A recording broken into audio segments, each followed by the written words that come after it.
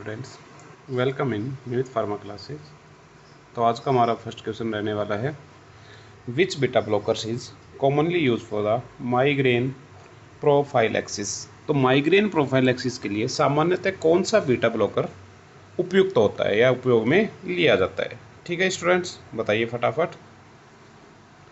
Okay, option number A है आपका propranolol. तो प्रोपेनोलोल आपका ठीक हो जाएगा। ये आपका प्रोफाइलैक्सिस में यूज़ किया जाता है, किसके? माइग्रेन के ट्रीटमेंट में। और ये आपको बताया मैंने, दोनों किस में है? बीटा 1 कार्डियो सेलेक्टिव ब्लॉकर, और ये भी अभी मैंने आपको लास्ट वीडियो में बताया था कहाँ पे इनको यूज़ किया जाता है, याद रखना आपको। ठीक है, नेक्स्ट है आपका, which beta blocker is useful in controlling the symptoms of thyrotoxicosis. Thyrotoxicosis के लक्षणों को नियंत्रित करने के लिए कौन सी बीटा ब्लॉकर उपयुक्त होती है? ठीक है, थायरोटॉक्सिकोसिस के लिए कौन सी उपयुक्त होती है? तो इसमें भी आपको क्या आएगा? प्रोपेनोलोल। प्रोपेनोलोल को आपको थायराइड जो ग्लैंड होती है, यानी कि वो ओवर रिएक्ट करने लग जाए, यानी ज़्यादा सिक्रेशन करने लग जाए, तो उसको कंट्रोल करने के लिए हम कौन सी ड्रग यूज़ करते हैं इसमें? प्रोपेनोलोल। क्यों यूज़ करते हैं? क्योंकि बीटा वन और बीटा 2 सेलेक्टिव ब्लॉकर्स होती है, इसलिए हम प्रोपेनोलोल को यूज़ करते हैं। ठीक है स्टूडेंट, नेक्स्ट क्वेश्चन है, before surgery for pheochromocytoma beta blocker should be started. Pheochromocytoma की सर्जरी से पहले बीटा ब्लॉकर्स कब शुरू करनी चाहिए? ठीक है, इसकी सर्जरी से पहले हमें कब शुरू करनी चाहिए? Before alpha blockage, only after adequate alpha blockage, at the same time as alpha blockers in every patients, and beta blocker should be never be used. ठीक है, बताइए इसका आंसर। तो इसमें आ जाएगा only adequate alpha blockage, only adequate alpha blockage. ठीक है, नेक्स्ट है, which serious complications may occurs if a beta blockers is given before and alpha blockers in pheochromocytoma. यदि फियोक्रोमासाइटोमा में अल्फा ब्लॉकर से पहले बीटा ब्लॉकर दी जाए तो कौन सी गंभीर जटिलता आ सकती है? मैं स्टूडेंट्स फिर से बता रहा हूँ, जो भी क्वेश्चंस हैं ये आपके एग्जाम ओरिएंटेड हैं। अगर क्वेश्चन कहीं से भी घूम के आता है तो आप उसमें फंसे ना, उसको निकालने के लिए, उसकी जटिलता को कम करने के लिए मैंने ये इस टाइप से क्वेश्चंस बनाए हैं। ठीक है स्टूडेंट्स, तो इसमें आ जाएगा आपका B options, unopposed alpha adrenergic vasoconstrictions causing the severe hypertension. ठीक है, ये दिक्कत आ जाएगी अगर आप पहले कौन सी दे देंगे? बीटा ब्लॉकर्स दे देंगे तो। ओके, नेक्स्ट है, which beta blockers is preferred when a very short duration of action is required during the surgery. Surgery के दौरान बहुत कम अवधि की बीटा ब्लॉकेज की आवश्यकता होने पर कौन सी दवा अधिक उपयुक्त होती है? ठीक है, सर्जरी के दौरान बहुत कम अवधि के लिए बीटा ब्लॉकर्स की आवश्यकता होने पर कौन सी दवा अधिक उपयुक्त होती है? ठीक है, तो इसके लिए आ जाएगी आपकी एस्मोलोल, क्योंकि because it is short acting drug. पहले ही बताया था मैंने ना, शॉर्ट एक्टिंग ड्रग है। दूसरा क्या बताया था? आईवी इसको दिया जा सकता है, आईवी इन्फ्यूज़न के थ्रू इसको दिया जा सकता है। तो जिसकी सर्जरी हो रही है उसको आप टैबलेट फॉर्म में थोड़ी देंगे, उसको आप आईवी फॉर्म में ही देंगे। तो इसीलिए एस्मोलोल को यूज़ किया जाता है। नेक्स्ट क्वेश्चन है, beta selective blockers primarily reduce the blood pressure by. Beta selective जो ब्लॉकर्स हैं मुख्यतः किस प्रकार रक्तचाप कम करती हैं? तो blocking the beta 1 receptors in the heart, reducing the heart rate and cardiac output. ठीक है, दूसरा ऑप्शन है stimulating beta 2 receptors. Third option है blocking the alpha receptors only. Fourth option है इंक्रीज द नॉरएपिनेफ्रिन रिलीज। तो beta 1 blockers का क्या काम बताया था मैंने? वो क्या करते हैं? बीटा 1 रिसेप्टर्स जो आपके हार्ट में है उनको ब्लॉक करेगी और रिड्यूस करेगी हार्ट रेट को, और कार्डियक आउटपुट को भी रिड्यूस करते हैं। कार्डियक आउटपुट और हार्ट रेट रिड्यूस होने से आपकी अपने आप ब्लड प्रेशर यानी हाइपरटेंशन भी रिड्यूस हो जाता है। तो ये मैं आज स्पीड पे थोड़ा इसलिए करवा रहा हूँ क्योंकि लास्ट टाइम ये बहुत मैंने कॉन्सेप्ट से पढ़ा दिया था, तो अब आपको बस इसका कॉन्सेप्ट जो बना था आपका उसको आराम से क्लियर करते हुए चलना है। Which beta blockers is least likely to cause bronchospasm at the therapeutic dose because of its beta 1 selective. Beta 1 selective के कारण सामान्यतः चिकित्सकीय खुराक पर ब्रोंकोस्पाज्म की संभावना किस दवा में सबसे कम होती है? बताइए। तो कौन सी दवा में सबसे कम होती है? आपकी एटिनोलोल। किस में होती है? आपकी एटिनोलोल, क्योंकि प्रोपेनोलोल में तो बहुत ज़्यादा होती है ना। प्रोपेनोल को तो कॉन्ट्रा इंडिकेटेड किया जाता है आपकी कार्डियक अस्थमा, मतलब ये जो अस्थमा होता है उसमें। नेक्स्ट है, which adverse effect may occurs due to masking the hypoglycaemia in diabetes patient taking the beta blockers. Beta blocker लेने वाले डायबिटिक रोगियों में हाइपोग्लाइसीमिया मास्क होने का कारण कौन सी समस्या हो जाती है? Delayed recognition of hypoglycaemia, severe hypercalcaemia, polycythaemia और आपका हाइपर यूरिकेमिया। बताइए स्टूडेंट्स, फटाफट कमेंट सेक्शन में डालिए जल्दी से।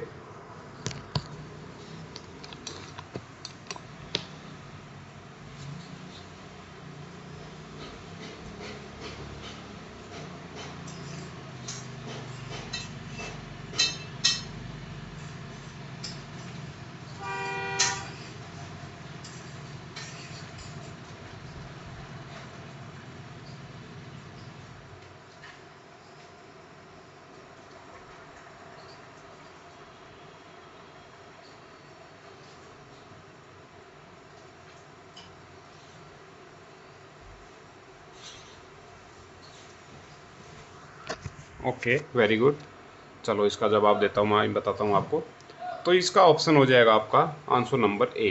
ये क्या करता है? डिलेड करता है रिकोजिनेशंस ऑफ हाइपोग्लाइसीमिया। ठीक है, नेक्स्ट क्वेश्चन आपका 84 नंबर। Which drug is classified as non selective beta blockers with adrenaline alpha blocking activity and use in the chronic heart failure? कौन सी दवा नॉन सेलेक्टिव बीटा ब्लॉकर होने के साथ अल्फा 1 ब्लॉकिंग एक्टिविटी भी रखती है तथा क्रोनिक हार्ट फेलियर में उपयोग में ली जाती है? ठीक है, मैंने पहले भी ये क्वेश्चन आया था बट उस टाइम अलग तरीके से पूछा हुआ था, यहाँ अलग तरीके से पूछा हुआ है। ठीक है, तो उसमें आ जाएगी जो कार्बिडिलॉल है, ये आपकी अल्फा ब्लॉकिंग प्रॉपर्टी भी रखती है और आपकी बीटा ब्लॉकिंग प्रॉपर्टी भी रखती है। इसको उस पेशेंट में दिया जाता है जिसमें क्या है? कार्डिक हार्ट फेलियर जिसको हुआ है। ठीक है स्टूडेंट्स, नेक्स्ट है which beta blockers has membrane stabilising यानी quinidine like activity at high doses? उच्च खुराक पर मेम्ब्रेन स्टेबलाइजिंग क्विनिडीन जैसी एक्टिविटी किस बीटा ब्लॉकर में पाई जाती है? ठीक है, बताइए आंसर। बढ़िया, अच्छा क्वेश्चन है। ठीक है, तो ये एक्टिविटी किस में पाई जाती है? आपकी प्रोपेनोलोल में पाई जाती है। कौन से ड्रग में मिलती है? आपकी प्रोपेनोलोल ड्रग में ये एक्टिविटी आपकी पाई जाती है। नेक्स्ट है which condition is an important contraindications to non selective beta blockers therapy? Non selective beta blocker therapy के उपयोग में कौन सी स्थिति महत्वपूर्ण कॉन्ट्राइंडिकेशन है? ठीक है, फर्स्ट ऑप्शन है असेंशियल हाइपरटेंशन, सेकंड आपकी ब्रोंकियल अस्थमा, थर्ड आपकी स्टेबल एंजाइना, फोर्थ आपकी माइग्रेन। ठीक है, तो असेंशियल एक्टिविटी आपको इसमें बतानी है कौन सी होती है, बताइए फटाफट। ओके, तो इसमें आपकी एक्टिविटी होती है आपकी ब्रोंकियल अस्थमा। तो ब्रोंकियल अस्थमा जो है, ठीक है, वो कॉन्ट्रा इंडिकेटेड होती है किसमें? पहले ही बताया मैंने, प्रोपेनोलोल। प्रोपेनोलोल कॉन्ट्रा इंडिकेटेड होती है ब्रोंकियल अस्थमा में। इस यहाँ भी बोल रहा है कि non selective beta blocker. Non selective का मतलब वो एक स्पेसिफाइड नहीं है, जैसे बीटा 1 सेलेक्टिव ब्लॉकर्स मैंने बताया था, एटेनोल, मिटोप्रोलोल, एस्मोलोल, वो सेलेक्टिव बीटा ब्लॉकर्स थे। नॉन सेलेक्टिव मतलब बीटा 1 और बीटा 2 दोनों आ रहे हैं, तो वहाँ पर कौन सी हो जाएगी? आपकी ब्रोंकियल अस्थमा। ठीक है, पहले ही समझाया हुआ, इसलिए आप थोड़ा स्पीड पे हम क्वेश्चंस को सोल्व कर रहे हैं। Which receptors blockage in mainly responsible for the bronchospasm cause by the propranolol? Propranolol से होने वाले ब्रोंकियल स्पाज्म के मुख्यतः किस रिसेप्टर्स का ब्लॉकेज उत्तरदायी है? Alpha 1 receptors blockage, beta 2 receptors blockage, beta 1 receptors blockage और D1 रिसेप्टर्स ब्लॉकेज। तो बिल्कुल सिंपल क्वेश्चन है, आपका ब्रोंकियोस्पाज्म के बारे में करता है, यानी कि जो आपका ब्रोंकियल सेल्स हैं वहाँ पे कौन सा रिसेप्टर प्रेजेंट होता है? बीटा 2 रिसेप्टर प्रेजेंट होता है। बीटा 1 आपके हार्ट में प्रेजेंट होता है, यानी कि ये तो हार्ट का हो गया, तो ये गलत हो गया। ये आपके डोपामिन रिसेप्टर, ये भी कोई काम का नहीं है। ये आपके वेसल्स में होता है, ये भी कोई काम का नहीं है। तो कौन सा हो जाएगा? आपका बीटा 2 रिसेप्टर्स ब्लॉकेज की वजह से हमें ये समस्या का सामना करना पड़ता है ब्रोंकियोस्पाज्म का। ठीक है, वेरी गुड। अगला है आपका which beta blockers is most appropriate for long term management of chronic stable angina due to its cardio selectivity? Cardio selectivity के कारण क्रोनिक स्टेबल एंजाइमा के दीर्घकालीन उपचार में कौन सी बीटा ब्लॉकर्स अधिक उपयुक्त हैं? यानी कि क्या कहना चाह रहा है? कार्डियो सेलेक्टिविटी के कारण क्रोनिक स्टेबल एंजाइना के जो प्रोलॉन्ग ट्रीटमेंट है उसका, ठीक है, उसके उपचार में कौन सी बीटा ब्लॉकर अधिक उपयुक्त है? तो ऑप्शन 1 है मिटोप्रोलोल, ऑप्शन 2 है टीमोलोल, प्रोपेनोलोल और आपका नेवेडेलोल। बताइए स्टूडेंट्स। तो यहाँ पे हो जाएगा आपका मिटोप्रोलोल। ये कहाँ यूज़ की जाती है? आपकी अगर किसी पेशेंट में क्रोनिक स्टेबल एंजाइना की, ठीक है, लंबे समय से अगर उसका उपचार चल रहा है, लॉन्ग टर्म मैनेजमेंट हो रहा है, तो उसमें आप मिटोप्रोलोल देंगे। ठीक है, उसमें कौन सी ड्रग दी जाएगी? आपकी मिटोप्रोलोल। अगला है a patient with hypertension and benign prostate hyperplasia BPH is most likely to benefit from which drug. Hypertension तथा बीपीएच वाले रोगी में कौन सी दवा सबसे अधिक उपयोग होती है? प्राजोसिन, प्रोपेनोलोल, टीमोलोल और आपकी एस्मोलोल। बताइए स्टूडेंट्स।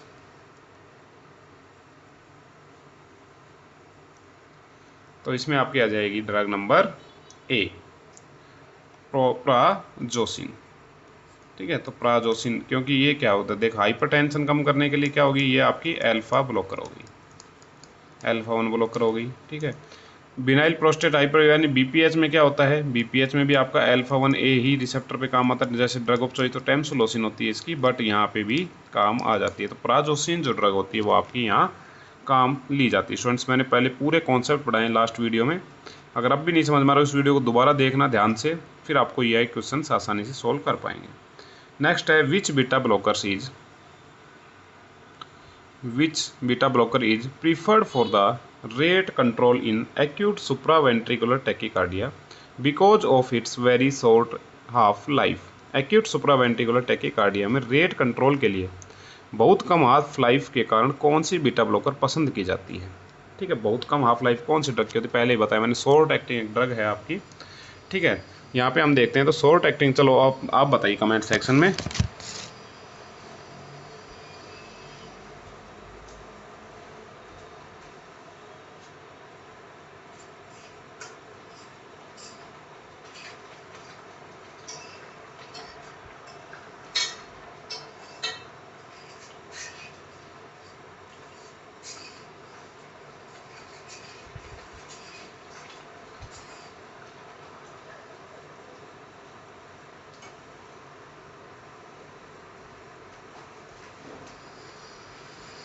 ओके स्टूडेंट्स, जैसा कि मैंने आपको पहले भी बहुत बार बता दिया है कि आपकी जो एस्मोलोल है वो शॉर्ट एक्टिंग भी होती है। ठीक है, शॉर्ट एक्टिंग ड्रग भी है, इसका आईवी इन्फ्यूजन में भी इसको यूज़ किया जाता है। तो इस तरह से अगर किसी को अचानक से सुप्रावेंट्रिकुलर टैकीकार्डिया होता है, अचानक से सुप्रावेंट्रिकुलर टैकीकार्डिया होता है, पेशेंट आके आपका हॉस्पिटलाइज होता है, तो आपकी कौन सी ड्रग के आईवी इन्फ्यूजन दिया जाता है? आपकी एस्मोलोल का। याद रखना स्टूडेंट्स, जो इंपॉर्टेंट है वही ला रहा हूँ, एक भी क्वेश्चन को मिस आउट नहीं करना है आपको। ठीक है, 2x स्पीड की बजाय आप 1x देखिए, छोटे वीडियो आपके आधे घंटे के। ठीक है, नौकरी लगने के लिए बहुत कुछ सेक्रीफाइस करना पड़ता है। तो which drug is considered the drug of choice for long term medical management before the surgery in the pheochromocytoma? Pheochromocytoma की सर्जरी से पहले दीर्घकालीन चिकित्सा में ड्रग ऑफ चॉइस कौन सी है? पहले ही मैंने बताया, फियोक्रोमोसाइटोमा की आप लॉन्ग टर्म मेडिकल मैनेजमेंट में अगर यूज़ कर रहे हैं तो कौन सी ड्रग देंगे आपको? पहले ही मैंने बताया है फिनॉक्सीबेंजामाइन। कौन सी बताई मैंने? फिनॉक्सीबेंजामाइन। ठीक है, ये ड्रग क्या होती है आपकी लॉन्ग टर्म मैनेजमेंट में आपकी यूज़ की जाती है, फिनॉक्सीबेंजामाइन। ठीक है, याद रखने स्टूडेंट, फिनॉक्सीबेंजामाइन। नेक्स्ट क्वेश्चन है which beta blockers, next question देखिए, which beta blockers decrease intraocular pressures by reducing the aqueous humour formations? Aqueous humour formation कम करके इंट्राओक्यूलर प्रेशर घटाने वाली बीटा ब्लॉकर ड्रग कौन सी है? अब ये क्वेश्चंस मैंने दोबारा घुमा के बनाया है, क्योंकि उस टाइम मैंने दूसरी तरीके से पूछा था, अब मैं दूसरी तरीके, क्योंकि यहाँ बोलना चाह रहा है कि एक्वस ह्यूमर फॉर्मेशन कम करना है आपको, यानी कि वो फॉर्मेशन यानी बनाना ही कम है, तो फिर उसके लिए कौन सी ड्रग आप बीटा ब्लॉकर्स के तौर पर इसमें यूज़ करेंगे? बताइए स्टूडेंट्स। ठीक है, सिंपल सा आपको जहाँ टीमोलोल दिखे, टीमोलोल को आप ऑप्थेल्मिक प्रिपरेशंस में यूज़ करते हैं, ओपन एंगल ग्लूकोमा में यूज़ करते हैं। इसका काम आप मैकेनिज्म और काम अलग अलग तरीके से मैंने क्वेश्चन में डालें, क्योंकि क्वेश्चंस भी आपके लिए इतना इंपॉर्टेंट है जितना आपके लिए आंसर है। क्योंकि क्या पता इस टीमोलोल के बारे में पूछे, टीमोलोल क्या काम करते हैं, फिर आपको आएगा एक्वस ह्यूमर फॉर्मेशन को कम करना, इंट्राओक्यूलर प्रेशर को घटाने में, इस तरह से ऑप्शन मिलेगा। तो आपको क्वेश्चन भी इतने तरीके से पढ़ना है और आपको आंसर भी उसी तरीके से बताना है। नेक्स्ट क्वेश्चन है which beta blockers is relatively contraindicated in insulin treated diabetes patients because it may mask hyperglycaemia? Insulin लेने वाले डायबिटीज रोगियों में हाइपोग्लाइसीमिया के लक्षण छिपाने के कारण किस बीटा ब्लॉकर्स का उपयोग सावधानी से करना चाहिए? फर्स्ट ऑप्शन है साल्ब्यूटामोल, दूसरा फर्स्ट ऑप्शन प्रोपेनोलोल, दूसरा साल्ब्यूटामोल, तीसरा फिनाइलिफ्रिन, चौथा है टर्ब्यूटाइलिन। बताइए स्टूडेंट्स, बिल्कुल इजी क्वेश्चन है।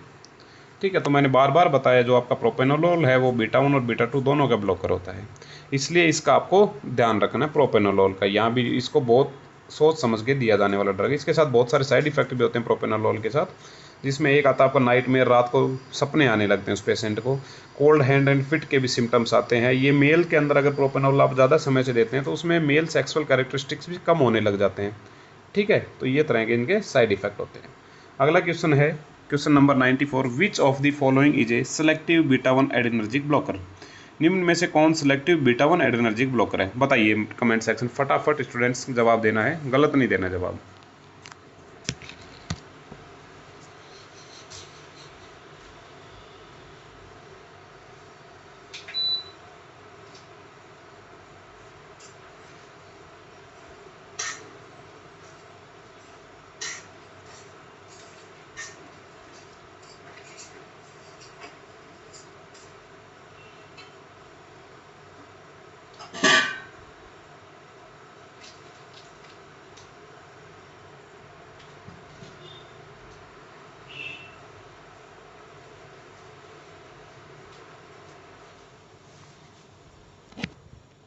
Okay, very good students.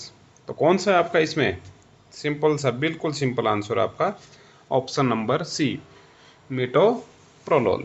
क्या हो जाएगा आपका, मीटोप्रोलोल। ठीक है, ऑप्शन नंबर सी हो जाएगा आपका मीटोप्रोलोल। अगला क्वेश्चन है, a patient develops marked posture dizziness after taking the first dose of an antihypertensive drug, which drug is most likely cause।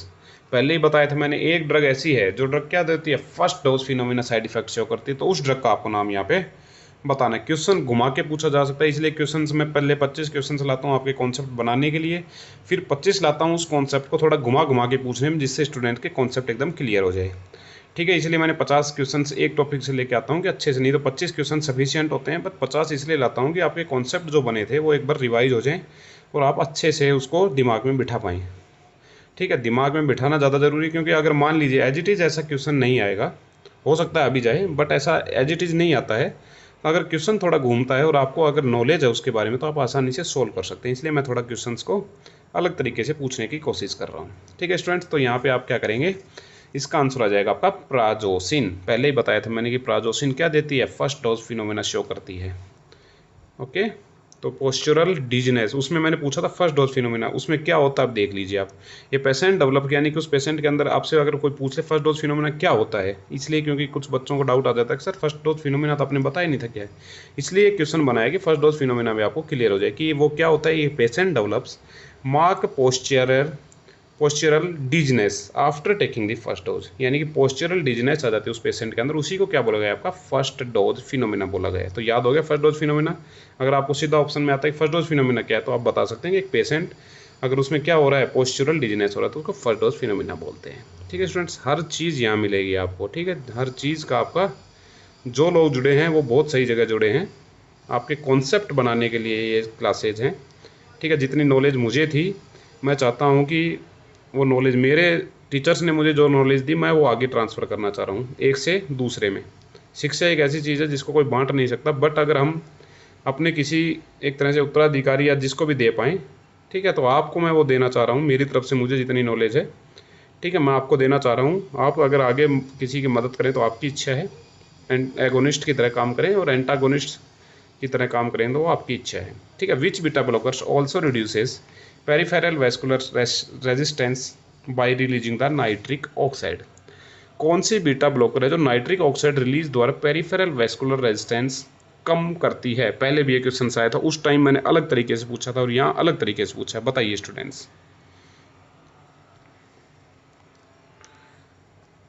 क्योंकि क्वेश्चंस तो आपके आएंगे आपके पढ़े हुए में से ही, बाहर से कुछ क्वेश्चन नहीं आएगा। क्वेश्चंस आपका, कुछ स्टूडेंट बोलते हैं सर क्वेश्चंस ऐसे आएंगे क्या, हाँ भाई ऐसे ही क्वेश्चंस आएंगे।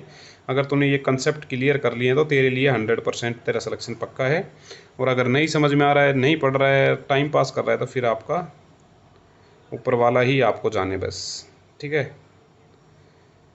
अगर आप पढ़ेंगे तो आपके लिए कुछ बोलते हैं सर इसी में से 4000 रट लूँ तो हो जाएगा, हाँ भाई हो जाएगा, तेरा 4000 रट लेगा। पर 4000 रटने का मतलब ये नहीं कि तूने 4000 ही रटे, इसको जो मैंने समझाया है, एक बार समझ नहीं आ रहा दोबारा वीडियो को देखो, तिबारा देखो। जब तक आपका कॉन्सेप्ट नहीं बनता है तब तक उसको देखना है। कॉन्सेप्ट क्लियर होने के बाद, ऐसा नहीं है कि मैं कोई आपका ये कोलॉजी पढ़ा रहा हूँ सिर्फ कोलॉजी चलेगी, उसके साथ अगर कुछ मुझे ऐसा लगेगा कि सुटिक्स का भी बताना ज़रूरी है इसके साथ, इस ड्रग के साथ, तो सुटिक्स का बताया जाएगा आपको, जिस भी से भी रिलेटेड आएगा वो बताया जाएगा। ठीक है, तो कॉन्सेप्ट बेस स्टडी करनी है, ना कि आपको रट्टाफिकेशन वाली स्टडी करनी है। ठीक है, पहले मैंने बताया था, जैसे एक बार नाइट्रिक ऑक्साइड आया था तो मैंने बताया था नाइट्रिक ऑक्साइड कैसे काम करती है, पूरा बताया था कि कैसे ये काम करती है। ठीक है, तो जब नाइट्रिक ऑक्साइड आपको दिखता है तो इसका मतलब ये नहीं कि बस यहाँ पढ़ लिया हमने नाइट्रिक ऑक्साइड, नहीं, नाइट्रिक ऑक्साइड कैसे काम करती है, डायरेक्ट जो आपकी वैसोडाइलेटर्स होते हैं वो कैसे काम करते हैं, तो वो सब आपको ध्यान रखते हुए चलना है स्टूडेंट्स। ठीक है, तो इसका आंसर आ जाएगा आपका ऑप्शन नंबर बी, वेबिविलोल। पहले भी बताया था मैंने। ठीक है, उस टाइम दूसरे तरीके से पूछा था, यहाँ दूसरी तरीके से पूछा है, बस फ़र्क इतना ही है। क्योंकि पेपर में भी ऐसा ही, मान ली नेबिविलोल के बारे में पूछा तो ज़रूरी नहीं है कि मैंने जो लिखा है यही पूछेगा, उसको थोड़ा घुमा के पूछ सकता है, तो इसलिए मैं पहले ही घुमा के बता रहा हूँ आपको कि आपको वो समझ में आ जाए वहाँ देखते ही। ठीक है, इसका जीता जागता एग्जाम्पल अभी जो आपका एम्स का एग्ज़ाम हुआ है, जस्ट 2026 वाला जो एम्स का एग्ज़ाम हुआ है, उसमें आपने देखा होगा जिन स्टूडेंट ने वो पेपर दिया है, अपना जो आपने अभी तक 2 ही टॉपिक, मतलब 2 सब्जेक्ट कराए थे, उसमें से सुटिक्स में से जितने मैंने कराए हैं एमसीक्यूज़, लगभग आपके 500-600 एमसीक्यूज़ थे, उसमें से ही क्वेश्चन पढ़े हैं, एक भी क्वेश्चन बाहर नहीं पड़ा है, आप जाके देख सकते हैं। ठीक है, जिसने दिया है उसको तो यकीन हो गया होगा, जिसने नहीं दिया वो पेपर तो उसको मैं पहले बता दूं कि अपना सुटिक्स में से एक भी क्वेश्चन बाहर नहीं गया, एचपी का जो पूछा गया उससे एक भी क्वेश्चन बाहर नहीं गया है। ठीक है, एटलीस्ट कुछ क्वेश्चन तो एज इट इज आए, जैसे मैंने कैप्सूल पढ़ाई थी, कैप्सूल में से डायरेक्ट क्वेश्चन पढ़ा है, वही सेम क्वेश्चन पढ़ते हैं स्टूडेंट्स, कोई भी एग्जाम हुआ ना, ऐसा नहीं है कि हर एग्ज़ाम आपकी नॉलेज ही चेक करने के लिए है, तो नॉलेज आपकी तब गेन होगी जब आप अच्छे से पढ़ेंगे, अच्छे से कॉन्सेप्ट होंगे। तो यहाँ कॉन्सेप्ट ही क्लियर करवा रहा हूँ मैं, पढ़ तो आप कहीं से लेंगे, बहुत बहुत जगह आपको एमसीक्यूज, कुछ स्टूडेंट क्या करते हैं सिर्फ एमसीक्यूज लगा रहे हैं धड़ाधड़। ठीक है, उनको ऐसे ऐसे चैनल्स का नाम तो नहीं रहा, बट वो एमसीक्यूज करा रहे हैं, वो आराम से लगा रहे हैं। बट स्टूडेंट्स कॉन्सेप्ट भी बनाना ज़रूरी है। ठीक है, वो आप यहाँ बना पाएंगे, जुड़े हैं, बहुत अच्छा है। ठीक है, आप सिलेक्शन के पास जाएंगे, बहुत मुझे भी अच्छा लगेगा, आपको तो लगेगा ही लगेगा जब जॉब लगेगी तब। ठीक है, अगला है which statement regarding propranolol is correct. Propranolol के बारे में कौन सा कथन सही है। It is a selective beta blockers, it is useful for migraine prophylaxis and thyrotoxicosis, ये एकदम बात ठीक है, ये तो बात ठीक होगी। It has the alpha blocking property, ना it has to beta 2 agonist, नहीं वो बीटा 1 बीटा 2 दोनों का ब्लॉकर है। ठीक है, अगर पहले ऑप्शन में हम सेलेक्टिव की जगह हम कर देते हैं कि non selective beta 1 beta 2 blockers, तो वो भी ठीक हो जाता। ठीक है, अल्फा ब्लॉकिंग प्रॉपर्टी से तो उसका कोई लेना देना नहीं है, और ये बीटा 2 लास्ट वाले में बीटा 2 एगोनिस्ट है, ये इसकी जगह एंटागोनिस्ट होता है। ठीक है, प्रोपेनोलोल। और भी मैंने साइड इफेक्ट बताए थे, यूज़फुल हो गया, माइग्रेन में यूज़ करते हैं, थायरोटॉक्सिकोसिस में यूज़ करते हैं, और आपके इस हार्ट डिजीज़ में भी यूज़ करते हैं। कुछ डॉक्टर्स इसको, जब आपको कुछ दिमाग की प्रॉब्लम होती है वहाँ भी इसको यूज़ करा जाता है। ठीक है, which alpha 1 blockers is most selective for the prostate and commonly use for the BPH. Prostate के लिए सबसे अधिक selective alpha blocking property, alpha blocking कौन सी है, तो मैंने पहले बताया, देखो फिनॉक्सीबेंजामिन आपकी अल्फा और बीटा दोनों को ब्लॉक करती है। ठीक है ना, ये ऐसे बताता हुआ चलता हूँ आपको। टैमसुलोसिन आपका सेलेक्टिव अल्फा 1A ब्लॉकर है। ठीक है, प्राजोसिन आपकी अल्फा 1 ब्लॉकर है। लेबिटोलॉल, ठीक है, लेबिटोलॉल भी आपकी अल्फा एंड बीटा ब्लॉक करती है। पर फियोक्रोमिक फर्स्ट ऑफ चॉइस ड्रग ये है, अगर इसके साथ ये भी दे सकते हैं, पहले ही बताया था मैंने। ठीक है, ये हो गया। तो ये पूछ रहा है कि प्रोस्टेट में कौन सी देते हैं, तो आप टैमसुलोसिन देते हैं alpha 1A। Tamsulosin alpha 1A ही क्यों देते हैं, पहले मैं बता दूं कि जैसे ये आपका यूरिनरी ब्लैडर हो गया, ये क्या आपका यूरिनरी ब्लैडर मान लीजिए, डायग्राम पे थोड़ा नहीं जाना, ये यूरिनरी ब्लैडर है, यहाँ पे एक आपका रिसेप्टर्स होता है, वो होता है आपका अल्फा 1 रिसेप्टर। ये क्या करता है, आपके यूरिनरी ब्लैडर से यूरिन निकलेगा नहीं निकलेगा उसको कंट्रोल करता है ये। तो इसका ब्लॉकर दिया जाता है आपको, कब दिया जाता है, जब बीपीएच हो जाए किसी पेशेंट्स का, उस कंडीशन में, तो वो होती है आपकी टैमसुलोसिन। ठीक है, नेक्स्ट क्वेश्चन है आपका, which drug blocks both alpha and beta adrenergic receptors and is commonly use in the hypertensive emergencies. तो कौन सी दवा जो अल्फा और बीटा ब्लॉकिंग दोनों एडर्जिक रिसेप्टर्स ब्लॉक करती है, हाइपरटेंसिव इमरजेंसी में उपयुक्त ली जाती है। एटिनोलोल आपकी ओनली क्या करेगी, आपका बीटा ब्लॉकर्स। प्रोपेनोलोल बीटा 1 और बीटा 2 ब्लॉकर्स। लेबिटोलोल आपकी अल्फा और बीटा ब्लॉकर्स। मैंने पहले बताया लेबिटोलोल को प्रेगनेंसी में भी यूज़ किया जाता है, उस प्रेग्नेंट वोमेन में यूज़ किया जाता है जो प्रेग्नेंट है, उसमें जिसको हम और दवा नहीं दे सकते, तो उसमें भी इसको यूज़ किया जाता है। तो इसका आंसर हो जाएगा आपका आंसर नंबर सी, लेबिटोलोल। ठीक है, इसका आंसर नंबर सी हो जाएगा कौन, लेबिटोलोल। भाई पहले मैंने बताया है, जिसने ध्यान से देखा है ना वो टकाटक आंसर लगाएगा, कॉन्फिडेंस आपका इंक्रीज होगा, तो आपको पढ़ने का ज़्यादा मन करने लगेगा स्टूडेंट्स। ठीक है, अगर आपका नॉलेज गिरता हुआ चला जाएगा तो आपको पढ़ने की इच्छाएं कम होने लग जाएंगी। Which statement regarding beta blockers is true. Beta blockers के बारे में कौन सा कथन सही है। बीटा ब्लॉकर्स की बात करें, फर्स्ट है they should always be stop the एब्यूपिटी, they are the first line drug for the bronchial asthma, ठीक है।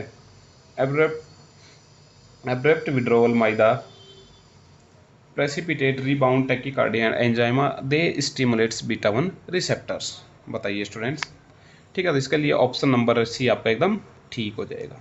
ठीक है स्टूडेंट, जिन स्टूडेंट्स को इसको पढ़ने में अच्छा लगा है, मज़ा आया है, ठीक है, जो अभी तक व्हाट्सएप ग्रुप में भी नहीं जुड़े, जिनको ये पीडीएफ वगैरह चाहिए होती है, तो व्हाट्सएप ग्रुप में भी जुड़िए आप, ठीक है। व्हाट्सएप ग्रुप में आप जुड़ेंगे तो आपको इसकी पीडीएफ भी मिल जाएगी, जो भी ये पढ़ाया गया है इसकी पीडीएफ, ठीक है। लगातार नियमित फार्मा क्लासेज के साथ जो जुड़ा हुआ है, और अपने एग्ज़ाम्स की, गवर्नमेंट फार्मासिस्ट एग्ज़ाम्स की तैयारी कीजिए, अच्छे से मेहनत करनी है।